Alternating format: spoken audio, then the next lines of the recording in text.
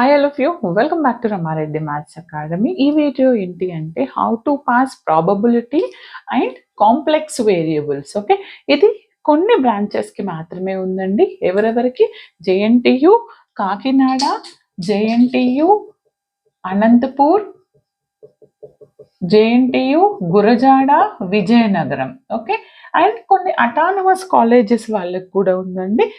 ఇది ప్రతి ఒక్క యూనివర్సిటీ వాళ్ళకి R23 రెగ్యులేషన్ అండి మనం చెప్పేది. ఈ R23 రెగ్యులేషన్లో మీకు 5 యూనిట్స్ ఉన్నాయి. బట్ నేను చెప్పినవి అండ్ మనకు వచ్చినటువంటి యూనిట్స్ అవి క్లియర్ యూనిట్స్ మాత్రమే చెప్తాను.